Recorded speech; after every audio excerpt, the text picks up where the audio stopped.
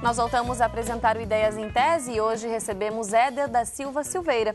Durante o doutorado na Unicinos, o nosso convidado fez uma pesquisa sobre um dos personagens mais polêmicos do movimento comunista no Brasil, acusado de traição e de ter sido responsável pela chacina da Lapa no período da ditadura militar brasileira. Bom, professor, agora nós queremos saber quais os resultados, então, alcançados, as conclusões chegadas a partir dessa pesquisa?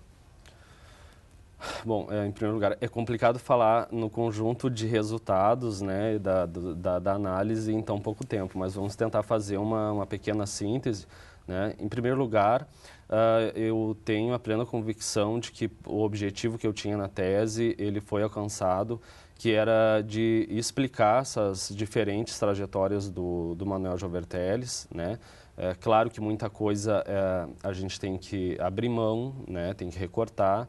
Essa tese, como qualquer outro trabalho, não ficou fechada para diversas questões, né, que podem, em outras pesquisas, serem dada continuidade. Mas uma coisa que ficou bem clara é que muitas informações, né, referentes à chacina da Lapa ficaram ocultas, ou eu diria, não foram consideradas tanto pela imprensa, como pelo PCdoB, como também pelo Exército em relação à questão da traição, e que poderiam refutar a tese de que ele foi o grande delator responsável pela chacina da Lapa, né? Acho que esse é um dos resultados. Embora eu não estivesse preocupado em responder essa questão de que ele é traidor ou não, isso é uma questão que a documentação apresenta, né, várias lacunas em relação a esse discurso, a essa retórica da traição.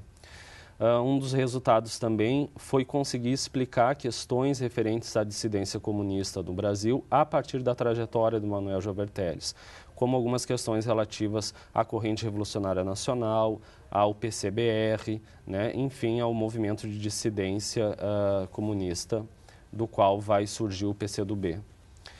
Uma outra questão que para mim também é bem clara, principalmente depois de ter passado pelo estágio em Paris, é que, diferente do que eu percebo no senso comum e também do que eu percebo dentro do discurso dos próprios comunistas, delação e traição são duas questões diferentes. São dois conceitos, dois pesos, duas medidas, né? E isso eu fui ter uma clareza melhor em função da literatura que eu encontrei lá fora, né?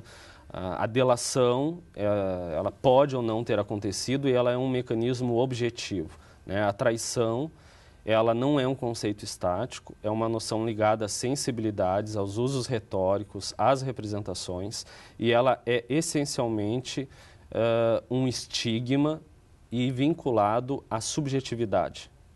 Então, são duas questões bem diferentes e que eu procuro abordar na tese sobre principalmente dois diferentes aspectos. Um em relação a analisar essa questão da traição em relação à cultura comunista, né?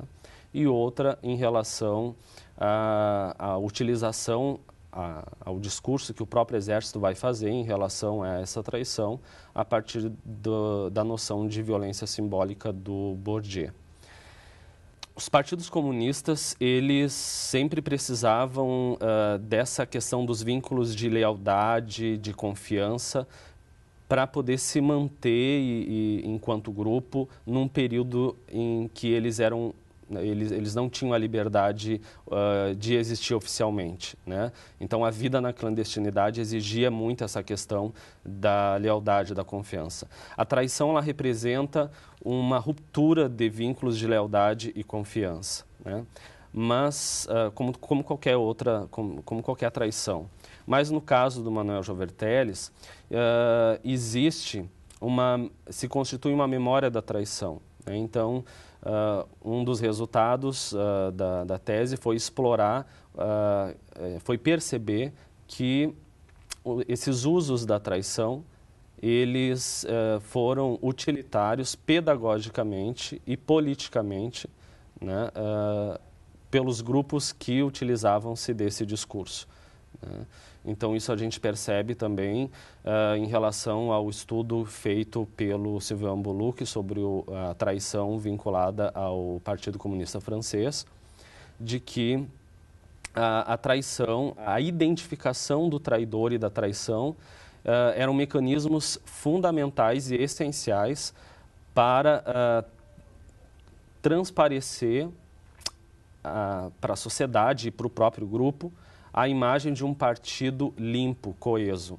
Fazia parte da crença da Revolução Socialista dos comunistas. A revolução só pode ser feita através de um partido coeso, unido, limpo de qualquer influência burguesa ou policial ou de traição, né? Então, eu estudo essa questão da traição vinculada à moral comunista, né?